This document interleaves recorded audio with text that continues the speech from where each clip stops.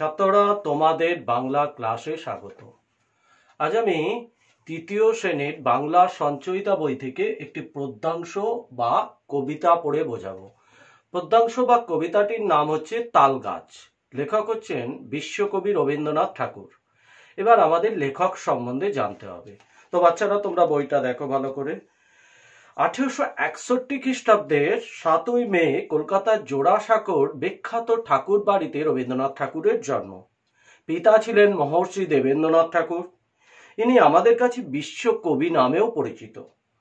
কলকাতার অনেক নামকরা স্কুলে পড়াশোনা করলেও স্কুলের নিয়মমাফিক লেখাপড়া তার একেবারেই পছন্দ ছিল না।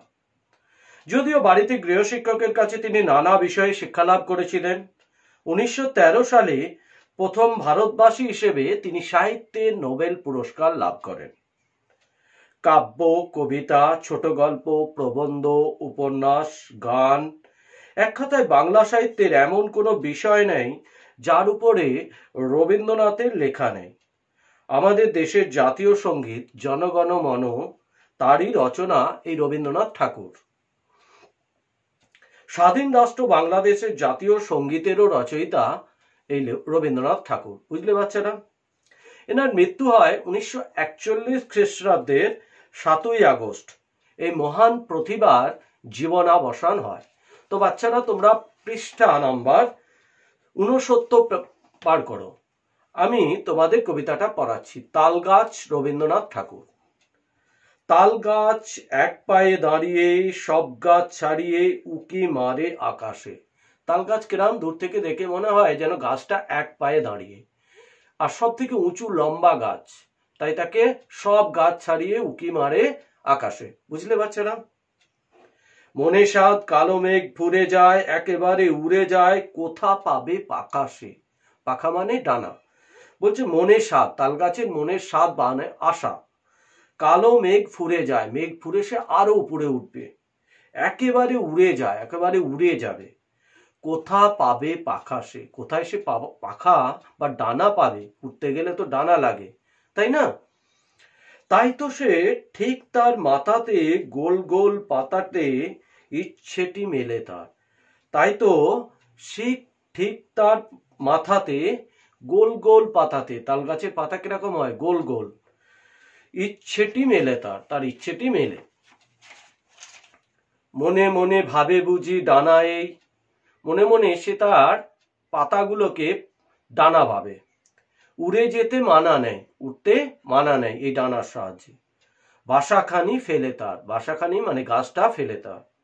সারাদিন ঝড় থর থর কাঁপে পাতা পত্তর, উড়ে যেন ভাবেও।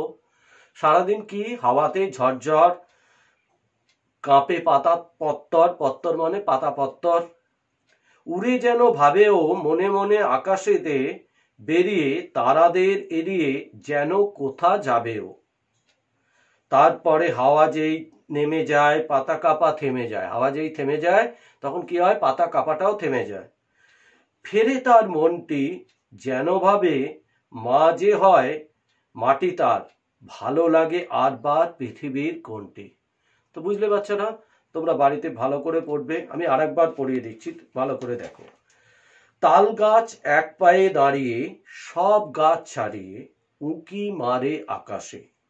মনে সাদ কালো মেঘ ফুরে যায়, একেবারে উড়ে যায়, কোথা পাবে পাখা সে। তাই তো সে ঠিক তার মাথাতে গোল গোল পাতাতে ইচ্ছেটি মেলে তার। মনে মনে ভাবে বুঝি ডানা এই, উড়ে যেতে মানা নেই, বাসাখানি ফেলে তার। সারাদিন ঝড় থরথর কাঁপে পাতা পত্তর, উড়ে যেন ভাবেও মনে মনে আকাশেতে বেরিয়ে তারাদের এড়িয়ে যেন কোথা যাবেও। তারপরে হাওয়া যেই নেমে যায়, পাতা কাঁপা থেমে যায়, ফেরে তার মনটি যেন ভাবে মা যে হয় মাটি তার, ভালো লাগে আরবার পৃথিবীর কোনটি। তো বাচ্চারা, এই কবিতাটার মাধ্যমে লেখক কি বোঝাতে চেয়েছেন এটা আমাদের জানতে হবে। তাল গাছ এত লম্বা গাছ, মনে হয় যেন সেটি এক পায়ে দাঁড়িয়ে আছে। তার মনের ইচ্ছা সে যেন আকাশের কালো মেঘ ভেদ করে উড়ে যায়, কিন্তু আকাশে উঠতে গেলে ডানা লাগে, তাই তালগাছ তার পাতাগুলোকেই ডানা কল্পনা করে আকাশে ভাসতে চায়। কিন্তু হাওয়া যখন কমে আসে ও পাতার কাঁপুনি বন্ধ হয়ে যায়, তখন সে বুঝতে পারে যে এই মাটিতেই তার জন্ম, বড় হয়ে ওঠা ও বেঁচে থাকা। তাই মাটির কোলই তার সবচেয়ে বড় আশ্রয়। তো বাচ্চারা, এই কবিতাটা থেকে কিছু কিছু শব্দার্থ আমাদের জানতে হবে, সেগুলো আমি লিখে দিয়েছি, তোমরা দেখে নাও। প্রথমেই হচ্ছে সাদ। সাদ মানে কি? ইচ্ছা। তারপর কি আছে? ডানা। ডানা মানে পাখা, পাখির যেটা থাকে পাখা বা ডানা। মানা। মানা মানে নিষেধ। বাসা। বাসা মানে ঘর। আদবাদ মানে আবার। পাখা মানে ডানা। পত্তর মানে পাতা। তো বাচ্চারা, তোমরা বাড়িতে মন দিয়ে পড়বে, আমি এর পরে প্রশ্ন উত্তর করে দেব। তোমরা বাড়িতে থেকো, সুস্থ থেকো, ভালো থেকো, ঠিক আছে?